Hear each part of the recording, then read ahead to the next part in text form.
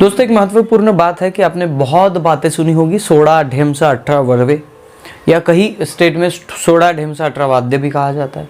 क्या है ये बात? और इस बात को आपके सामने रखने के लिए हमें उस कल्चर को भी देखना पड़ेगा कि ये बात क्या है। जी हाँ दोस्तों, फिलहाल मेरा एक टूर हुआ है जो मैं जंगोबाई के पास गया था और जंगोबाई की बहुत सारी जानकारी मैं इकट्ठा करके लाया हूँ। हालांकि उन वीडियो को एडिट करने में मुझे टाइम लगेगा, हो सकता है आने वाले 4-5 दिनों में वो वीडियो में कंटिन्यूसली डालता चला जाऊँ।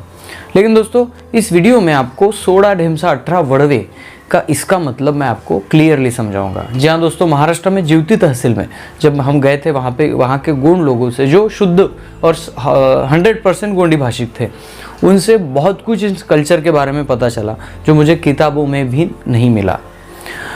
जैसे कि मोतीराम कंगाली साहब कहते थे कि मैं जो लिख रहा हूँ ना वो गोंडी संस्कृति का एक भाग है, एक चतुर्थांश भाग है, यानी 4 हिस्सों में से एक भाग लिख रहा हूँ। बहुत बड़ा है कल्चर। इस कल्चर को लिखने के लिए और बहुत साहित्यिक को जन्म लेना पड़ेगा। तो दोस्तों ऐसे ही हुआ, कुछ बातें जो किताबों में नहीं है वो बातें आज उस कल्चर में है। अगर उनको हम पकड़ नहीं पाए, उसको जकड़ नहीं पाए तो शायद वो हाथ से निकल जाए।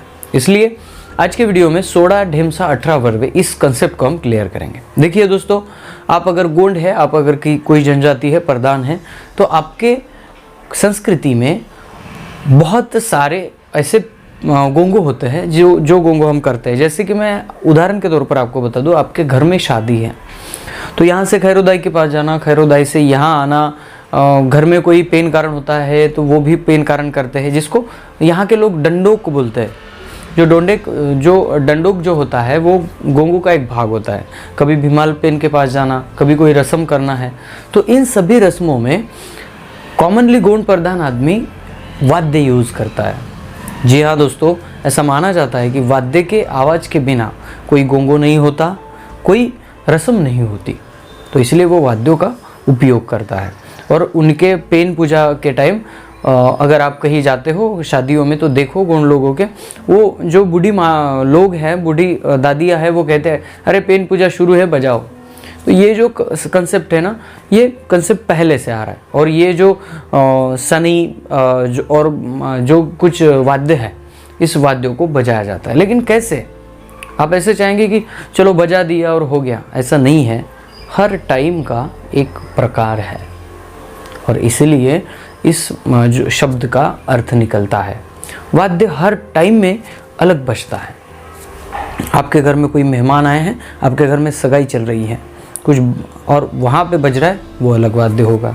आपके घर में कोई किसी की मौत हो गई है और उसको लास्ट टाइम ले जाया जा रहा है, वो वाद्य अलग होगा। दोस्तों देखिए, यानी आप ये तो नहीं समझ रहे कि वाद्य अलग होगा यानी यहाँ पे ढोल होगा और वहाँ पे ताशा होगा, ऐसा नहीं है। बजाने के जो ताल के प्रकार हैं वो चेंज होते हैं। जैसे कि आपके घर में हल्दी का प्रोग्राम चल रहा है, बज रहा है, आपके गांव का एक कोने का आदमी आपका बाजा सुन रहा है, वो वहाँ से 100% तर्क लगाएगा कि नहीं यही प्रोग्राम चल रहा है। अगर आपके घर में पेन की पूजा हो रही है और बज रहा है तो वो ताल सुनकर वो ये लोग समझेंगे कि ये चल रहा है, क्योंकि वो जो ताल है वो उसी मोमेंट पर बजाया जाता है। और ऐसे 16 ताल अवेलेबल है जिस पे गोंड लोगों के पूरे कल्चर में यह ताल आते हैं। कहीं जाना है, हल्दी ले जाना, बहुत सारे जो भी इनके त्यौहार है, जो भी इनके नेम दस्तूर है, इन सभी में अलग अलग ताल बजा के ये यहाँ पे अपने पेनों को देते हैं।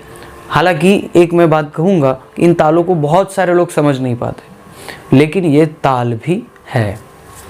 वैसे ही अगर हम सनई सुर की बात करें, जो किंगरी फेफड़ा कहते हैं हम लोग, वो उस पे पाटे निकलते हैं, उसके भी 18 प्रकार है। जी हाँ दोस्तों, 18 प्रकार है, 18 रागों में वो गाई जाती है। अगर लड़की घर छोड़कर जा रही है तो वो अलग सुर होता है, कोई किसी की मौत हो गई तो वो अलग सुर होता है, किसी का पेन कारण हो तो उसका अलग सुर होता है। हर मोमेंट पे उसके सुर अलग होते हैं, और उसके सुर से ही गांव के बाहर से भी आदमी उस वाद्य को सुनकर समझ लेता है कि अभी फ़िलहाल में ये प्रोग्राम चल रहा है। और इस सभी ताल और सुर जो संगीत है, इस संगीत को पिरोए रखकर गोंड आदमी आज भी चल रहा है। हो सकता है ये वाद्य वाली सिस्टम जो डेवलप हो गए हैं उनको समझ में नहीं आया, हो सकता है ये वाद्य वाली सिस्टम जो है, जो शहर में आ गए हैं, उनको थोड़ा सा कंफ्यूज लगे कि ये क्या है भाई।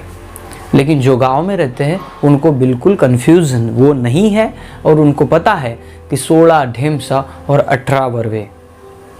यानी एक बात ध्यान में रखिए, सुरताल वाली बात है जो गोंडी कल्चर में ओत प्रेत भरी है।